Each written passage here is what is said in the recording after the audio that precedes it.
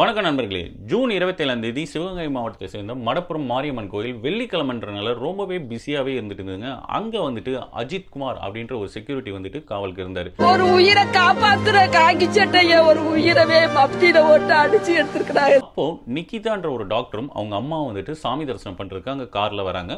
வந்தவங்க கார் பார்க்கிங்க்கு வந்துட்டு எங்களால் பண்ண முடியல, நீங்க பண்ணுங்க அப்படின்ட்டு அஜித் குமார்ட்ட சாவியை கொடுக்குறாங்க. அவர் வந்து என்ன சொல்றாருன்னா, எனக்கு வந்துட்டு கார் ஓட்ட தெரியாது, அதனால என் நண்பர்களை வைத்து நான் பார்க்கிங் செய்யறேன் அப்படின்ற மாதிரி அவங்கள்ட்ட சொல்றாரு. அவங்களும் ஓகேன்னு சொல்லிட்டு அவங்க கோயிலுக்குள்ள போயிடுறாங்க.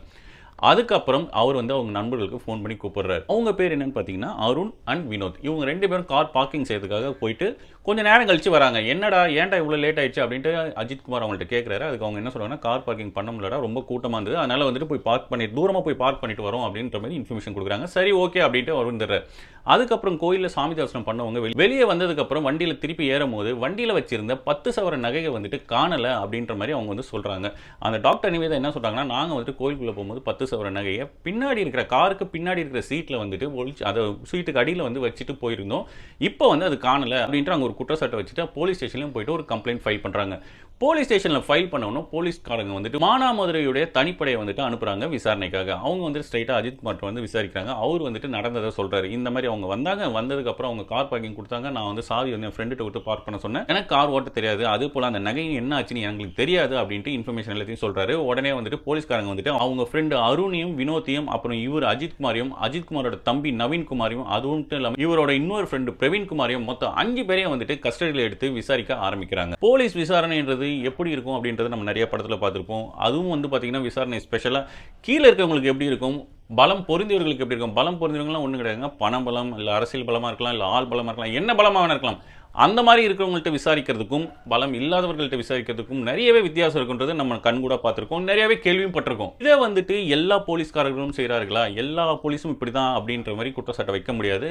இருக்கிற போலீஸ்காரங்களே வந்து பார்த்தீங்கன்னா சில நல்லவர்கள் இருக்கிறார்கள், பல பேர். ஆனால் இந்த மாதிரி தான் இருக்கிறதுனால பிரச்சனைகள் அதிகமாக வெடிக்குது. போலீஸ் ஸ்டேஷனில் நடந்த விசாரணை, சனிக்கிழமை நடந்த விசாரணையில் வந்து பார்த்தீங்கன்னா அஜித் குமார் அடியை தாங்க முடியாமல் அவரே வந்துட்டு நான் தான் வந்து எடுத்தேன், கோயிலுக்கு பின்னாடி வந்து ஒளிச்சு வச்சிருக்கேன் அப்படின்ற மாதிரி சொல்லிட்டு அவங்கள்ட்ட போலீஸ்க்கு இன்ஃபார்ம் பண்ணுறாரு. அவங்களுக்கு சனிக்கிழமை வரைக்கும் நார்மலாக போன விசாரணை. அதுக்கப்புறம் வந்துட்டு ஒரு போலீஸ் உயர் அதிகாரி கண்டிப்பாக நகையோட தான் வந்தாகணும் அப்படின்ட்டு ஒரு உத்தரவை பிறப்பிச்சிருக்காரு. வாய்மொழி உத்தரவு பிறப்பிச்சிருக்கதா இன்னைக்கு வந்துட்டு இன்ஃபர்மேஷன் வந்திருக்கு. ஸோ அந்த மாதிரி வந்துட்டு ஒரு உத்தரவு வந்ததுனால போலீஸ்காரர்கள் அவங்களுடைய வந்துட்டு பாணியை மாற்றிருக்காங்க. அந்த இதில் வந்துட்டு பார்த்தீங்கன்னா அவருடைய அடி தாங்க முடியாமல் அவர் வந்துட்டு நான் தான் பண்ணேன், நான் வந்து அந்த கோயிலுக்கு பின்னாடி ஒளிச்சு வச்சிருக்கேன் அப்படின்ற மாதிரி அவர் சொல்றாரு. அவங்க சொல்றது என்னன்னா, போலீஸ்காரங்க வந்து நீ சொல்லிட்டே உன்னை விட்டுறோம் அப்படின்ற மாதிரி சொன்னாலும் அவர் வந்து இதை சொல்லியிருக்காரு. உடனே வந்துட்டு அவங்க திருப்பி அந்த எங்கே ஒளிச்சு வச்சிருக்காரோ அந்த இடத்துக்கு கூப்பிட்டு வராங்க. 5 பேரையும் கூட்டிட்டு வந்தவங்க மற்ற 4 பேரை வந்துட்டு வண்டிக்குள்ளேயே உட்கார வச்சுட்டு இவரை மட்டும் கூப்பிட்டு அந்த கோயில் பின்புறம் போயிருக்காங்க. கோயில் பின்புறம் போனோன்னா அவர் வந்து சொல்லியிருக்காரு, இல்லைங்க நான் உங்கள் அடி தாங்க முடியாமல் தான் சொல்லிட்டேன், என்னால் வந்துட்டு எனக்கு எதுவும் எடுக்கவும் இல்லை, நான் பார்க்கவும் இல்லை அப்படின்ற மாதிரி திருப்பி வந்துட்டு ஃபர்ஸ்ட்லேருந்து ஆரம்பிச்சிருக்காரு. உடனே வந்துட்டு அவங்க போலீஸ்காரங்க அங்கே இருந்த பைப்புகளை எடுத்து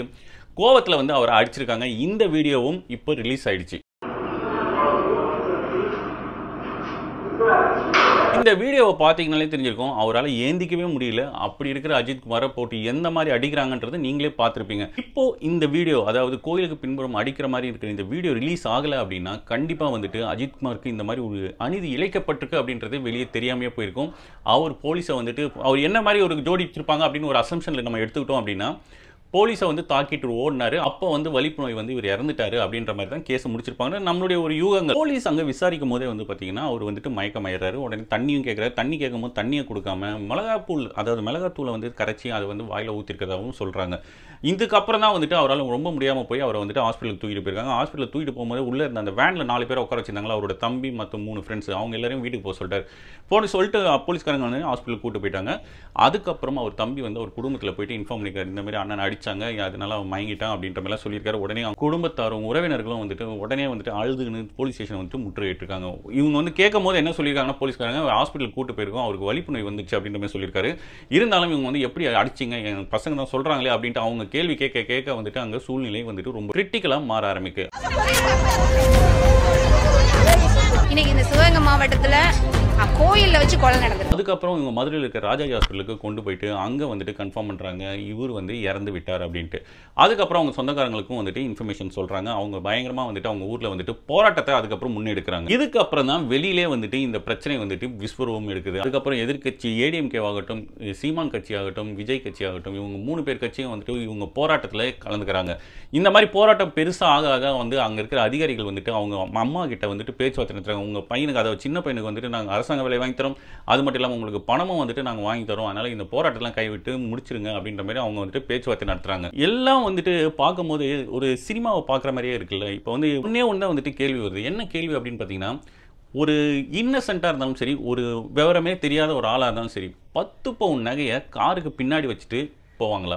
அது ஒரு கொஸ்டின். அடுத்தது வந்து பார்த்தீங்கன்னா, காருக்கு பின்னாடி வச்சுட்டேன்றது எனக்கு தெரியும், இருந்தாலும் நான் பார்க்கிங்க்கு வந்து சாவியை கொண்ட இன்னொருத்தட்ட கொடுப்பேன் அப்படின்றது எந்த விட மடத்தனமான ஒரு இதை வந்து நம்மளாலே நம்ப முடியலன்னும் போது போலீஸ்காரர்கள் எப்படி நம்பினார்கள்? அப்போது அதுக்கப்புறம் பின்னாடி வந்து என்ன நடந்திருக்கு விசாரிக்கவே இல்லாமல் ஒருத்தனை வந்துட்டு அவன் வந்து யாரும் கேள்வி கேட்க முடியாத ஒரு ஆள், சின்ன பையன் அப்படின்றனால அவனை வந்துட்டு அடித்து சம்மதிக்க வச்சிடலாம் அப்படின்னு நினைப்பு இது எப்படி வந்தது அப்படின்றது எனக்கு. என்னை பொறுத்த வரைக்கும் ஒரு விசாரணைன்றது என்ன இருக்குது, எப்படி இருக்கணும் அப்படின்னா, ஒரு கைதியாக இருந்தால் அவங்க வந்து தப்பே செஞ்சிருந்தாலும் அந்த தப்பை வந்துட்டு அவங்க எப்படி செஞ்சாங்க அப்படின்ட்டு ப்ரூஃப், அதாவது அவங்களுக்கு எதிராக வந்து ஆதாரத்தை திரட்டி அவங்களால வாயே பேச முடியாமல் உண்மையை ஒத்துக்க வைக்கிறது தான் விசாரணையாக இருக்கணும். வெறும் வந்துட்டு அடித்தே வந்து அவங்கள வந்துட்டு ஒத்துக்க வைக்கிறது பேர் விசாரணை கிடையாது, அது பேர் வன்முறை. அதுக்கப்புறம் இந்த கேஸ் வந்து கோர்ட்டுக்கு போன போது ஜட்ஜு கேட்குற கேள்விக்கு வந்துட்டு எந்த பதிலும் போலீஸ்காரர்களாகட்டும் இல்லை அவர்களுக்கு சப்போர்ட்டாக ஆஜரான அந்த வக்கீலாகட்டும் எதுவுமே பதில் சொல்ல முடியல. எதை வச்சு அடிச்சிங்க, இந்த பைப் வச்சு மட்டும் தான் அடிச்சிங்களா, இவ்வளவு காயங்கள் எப்படி வந்துச்சு, அப்படி இருக்கும்போது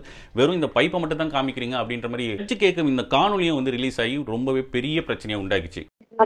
கைப்பற்ற தடயங்கள்னு போட்டிருக்கீங்களே, மெட்டீரியல்ஸ் சீஸ்டு, உடைந்த பிளாஸ்டிக் எலக்ட்ரிக் பைப் துண்டுகள், இவ்வளவுதான். வேற என்ன வச்சு அடிச்சிருக்காங்க? பைப்ஸ் தான். பைப்புனா என்ன pipe? காயமா? Plastic pipe. Your Lordship is not injuries number 1 to 44, all abrasions. Sir, blood came from ears. Yes, there is scalp blood, it's an internal injury. Internal injury, blood, there is some blood, abrasion blood in the scalp. And the rest of the injuries blood are only contusion and abrasion. That is possible not by beating blood with not the pipes.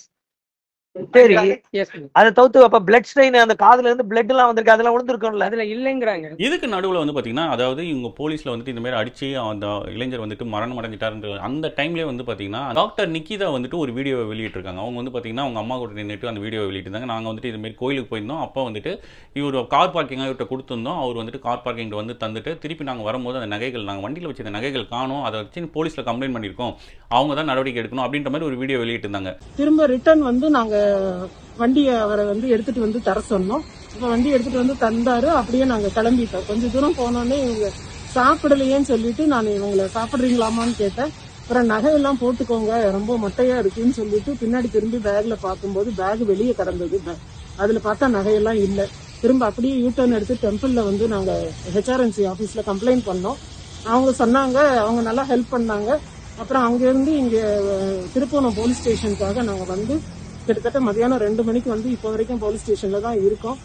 இதில் என்ன இப்போ வந்து ஒரு சுவாரஸ்யமான ஒரு விஷயம் என்ன அப்படின்னு பார்த்தீங்கன்னா, இந்த நிக்கிதாவை பற்றி இப்போ ஒரு விஷயம் வந்துட்டு வெளிவந்திருக்கு. என்ன அப்படின்னா, இவங்க 2010 பணம் மோசடி வழக்கில் குற்றம் சாட்டப்பட்டவங்க. அது மட்டும் இல்லாமல் அப்போ வந்து விஏஓ வேலை வாங்கி தரேன், அந்த மாதிரி பெரிய கவர்மெண்ட் ஜாப்லாம் வாங்கி தரேன் அப்படின்ட்டு எனக்கு வந்துட்டு இவரை தெரியும், அதாவது அரசாங்கத்தில் இருக்கிற உயர் அதிகாரிகளை தெரியும், உயர் அமைச்சர்களை தெரியும் அப்படின்ற மாதிரி சொல்லிட்டு அவங்க மூலியமாக நான் வாங்கி தரேன் அப்படின்னு சொல்லி பண மோசடி பண்ண ஒரு பேர் வழி. அவங்க சொன்ன பேட்டியில் வந்து எனக்கு வந்துட்டு எந்த உயர் அதிகாரியும் தெரியாது, யாரையுமே தெரியாது, நான் வந்துட்டு போலீஸில் டைரெக்டாக கம்ப்ளைண்ட் கொடுத்தன்றது மட்டும் தான் சொல்லியிருக்காங்க. ஆனால் அங்கே இருந்தவர்கள் என்ன சொல்கிறாங்கன்னா, இவங்க வந்துட்டு ஒரு ஃபோனில் வந்து யார்கிட்டயோ இன்ஃபார்ம் பண்ணாங்க. அதுக்கப்புறம் வந்து பார்த்தீங்கன்னா தலைமைச் செயலகத்திலேருந்து டைரெக்டாக கால் வந்து இவங்க போலீஸை வந்துட்டு கொஞ்சம் அலர்ட் பண்ணியிருக்காங்க, போலீஸை வந்து கொஞ்சம் புஷ் பண்ணியிருக்காங்க அப்படின்ற மாதிரி சொல்கிறாங்க. அப்படி என்றால் அப்படின்னா இவங்க வந்துட்டு எந்த அளவு வந்துட்டு ஒரு பவர்ஃபுல்லான ஒரு தொடர்பில் இருந்திருப்பார் அப்படின்றத நீங்கள் வந்துட்டு புரிஞ்சுக்கோங்க. இந்த மாதிரி இவங்களை பற்றி விசாரிக்க பயங்கர பூகம்பம் வந்துட்டு வெளியே வந்துகிட்டே இருக்கு. மேலதிகாரிகள் கொடுத்த ப்ரெஷர்னால தான் இந்த மாதிரி நடந்துக்கிட்டாங்க அப்படின்னு இருந்தாலுமே ஒரு கேள்வி கேட்டிருக்கலாம். அதாவது என்னதான் இருந்தாலும் நீங்கள் வந்துட்டு ஹாஸ்பிட்டலுக்கு போயிட்டு, அதாவது ஸ்கேன் எடுக்க போகிறதுக்கு முன்னாடி கோயிலுக்கு போயிட்டு போகலாம் அப்படின்ட்டு நகையை கழட்டி வச்சு தான் அவங்க வந்து அந்த வீடியோவில் சொல்லியிருப்பாங்க. இது வந்து நம்புற மாதிரியே இல்லை. என்னதான் இருந்தாலும் நகையை கழட்டி வச்சிருப்பீங்களா? அப்படி கழட்டி வச்சிருந்தீங்கன்னா அந்த பேக்கையே வந்து காருக்குள்ளே வச்சுட்டு போறீங்க, அதுவும் ஒரு பெரிய கேள்வி. அப்படி காருக்குள்ளே வச்ச வந்து பேக்கை எப்படி இன்னும் அந்த காருக்குள்ளே ஒரு பேக் வச்சிருக்குன்னு தெரியுது, அதுக்குள்ளே நகை இருக்குன்னு தெரியுது. அப்படி இருக்கும்போது எப்படி அந்த சாவியை, காரோட சாவியை வந்துட்டு இன்னொருத்தட்ட கொடுத்து பார்க் பண்ண சொல்லுவீங்க? இதுவும் வந்துட்டு ஒரு பெரிய கொஸ்டினாக இருக்குது. இவ்வளோ விஷயங்கள் வந்துட்டு நமக்கே தோணுதுன்னு போது ஏன் போலீஸ்காரங்களுக்கு அதை தோணலை? போலீஸ்காரங்களுக்கு தோணினாலும் அதை கேட்காம இழிச்ச வாயம் எவன் ஒருத்தன் மாட்டினானோ அவனை போட்டு அடித்து உதச்சி கடைசியில் அவன் இறந்தும் போயிட்டான். இந்த மாதிரி விஷயங்கள் நம்ம வந்துட்டு கேட்கும் போதும் பார்க்கும் போதும் வந்துட்டு நமக்கு ஒன்றே ஒன்று தான் புரியுது. யார் வந்து பணம் படைத்தவனாக இருக்கிறான்னு, இல்லைன்னா பலம், அதாவது அரசியல் பலம், அந்த மாதிரி வந்துட்டு ஆள் பலம் இருக்கிறவங்களுக்கு மட்டும் அரசியல் சாசனம் வந்துட்டு வேறு மாதிரி, அந்த சட்டம் வந்து பார்த்திங்கன்னா வேறு மாதிரி அவங்களுக்கு இயங்குது. அந்த வசதிகள் இல்லாதவன், ஏழைகள், நடுத்தர மக்கள், இவங்களுக்குலாம் வந்து பார்த்திங்கன்னா சட்டம் வேறு மாதிரி இயங்குது. இது எந்த வகையில் நியாயன்றதான் நமக்கு புரியல. இதே மாதத்தில் வந்து பார்த்திங்கன்னா ரித்தன்யான்ற 27 வயசு பொண்ணு சூசைட் பண்ணி ஒரு விஷயத்துக்காக இறந்து போனாங்க. அதே மாதிரி இப்போ அஜித்குமார் வந்துட்டு 27 வயசு, அவரு வந்து பார்த்திங்கன்னா அடித்து வந்து அவரை கொன்னுட்டாங்க. நம்ம மக்களுக்கு எல்லாருக்குமே வந்து பார்த்திங்கன்னா காவல்துறை மேலே ஒரு நல்ல ஒரு மதிப்பும் மரியாதையும் இருக்க தான் செய்யுது. அது காரணம் என்னென்னா, நிறைய ஆஃபீஸர்ஸ்லாம் வந்து பார்த்திங்கன்னா ஒரு நேர்மையான ஆஃபீஸர்ஸாகவும் மக்களுக்கு சேவை செய்கிறவங்களாகவும் இருக்காங்க. ஆனால் இந்த மாதிரி ஒரு சில ஆஃபீஸர்ஸ், ஒரு சில பேர் வந்து நடந்துக்கிறதுனால, ஒரு சில உயிர்களும் போகிறதுனால காவல்துறை மேலே நம்பிக்கை வைக்கலாமா கூடாதா அப்படின்ற கேள்வி வந்துட்டு கண்டிப்பாக எழதாங்க செய்யும். அதனால் தயவு செய்து விசாரிக்கிற தோரணையை கண்டிப்பாக காவல்துறை மாற்றி தான் ஆகணும். ஒருத்தரை வந்துட்டு விசாரிக்கிறதுக்கு அடித்து தான் விசாரிக்கணுன்ற அவசியம் கிடையாது, எல்லாரையும் அந்த மாதிரி விசாரிக்கணுன்ற கட்டாயமும் கிடையாது. யாரை வந்து அடித்து விசாரிக்கணும், யாரை வந்துட்டு சாட்சிகள் மூலமாக அவங்கள லாக் பண்ணணும் அப்படின்றது காவல்துறைக்கு கண்டிப்பாக தெரிஞ்சிருக்கணும். அதுக்கப்புறம் போஸ்ட்மார்ட்டம் பண்ணவங்க வந்து ஒரு அறிக்கை சொல்லியிருக்காங்க. என்ன அப்படின்னா, இவர் உடம்புல வந்துட்டு தலையிலேருந்து கால் வரைக்கும் எல்லா இடத்துலையுமே காயங்கள் இருக்குது, 18 வெளிப்புற காயங்கள் இருக்குது. அது மட்டும் இல்லாமல் உள்ளேயும் வந்துட்டு நிறைய காயங்கள் இருக்குது. எங்களுக்கு போஸ்ட்மார்ட்டம் பண்ணுறதுக்கு 1 மணி நேரம் 2 மணி நேரத்தில் பண்ண வேண்டிய விஷயத்தை அதாவது அஜித்குமார் விஷயத்தில் 5 மணி நேரம் ஆச்சு அப்படின்ற இன்ஃபர்மேஷனையும் வந்துட்டு கொடுத்துருக்காங்க. இப்போ வந்து போஸ்ட்மார்ட்டம் ரிப்போர்ட் வெளியாகும் போது கண்டிப்பாக வந்து ஒரு பெரிய பிரச்சனை உருவாக தான் செய்யும். அதுக்கப்புறம் முதலமைச்சர் இதை பற்றி கேட்கும் போது அவர் என்ன சொல்லியிருக்காருன்னா, இது வந்து நடந்துருச்சு, இதுக்கப்புறம் வந்துட்டு அவங்களுக்கு தம்பிக்கு அரசாங்க வேலையும் அதுக்கப்புறம் அவங்களுக்கு நிதி உதவியும் கொடுக்குறோம் அப்படின்னு சொல்லிட்டு அவர் ஒரு அறிக்கையை விட்டுறாரு. என்னதான் நிதி உதவி கொடுத்தாலும் சரி, என்னதான் தம்பிக்கு வந்து அரசாங்க வேலை கொடுத்தாலும் சரி, போன உயிர் போனதுதான். அவங்க அம்மாவுக்கு ஒரு புள்ள இல்லைன்றது உண்மைதான். இந்த லாக்அப் டெத் மரணங்கள் இதோடு முடியணுன்றதான் நம்மளுடைய எண்ணம். இதுக்கப்புறம் வந்துட்டு இந்த மாதிரி ஒரு மரணம் வந்து இன்னொருத்தருக்கு நடக்காமல் இருக்கணும். அஜித்குமார் ஒரே ஆளாக மட்டும் இருந்து அவரோடைய முடிஞ்சிடணும், இதுக்கப்புறம் யாருக்கும் வந்துட்டு வரக்கூடாதுன்றதான் நம்மளுடைய கருத்து. பணம் இல்லாதவர்களாக இருந்தாலும் சரி, பணம் இருக்கிறவர்களாக இருந்தாலும் சரி, எல்லாருக்கும் ஒரே மாதிரியான சட்டம் இருக்கணும், ஒரே மாதிரி விசாரணையும் இருக்கணும். இதுதான் வந்துட்டு நாம சொல்ல வர்றது. உங்களுக்கு என்ன தோணுதுன்றதை நீங்கள் கமெண்ட் பண்ணுங்கள். நெக்ஸ்ட் வீடியோவில் பார்ப்போம். பாய்.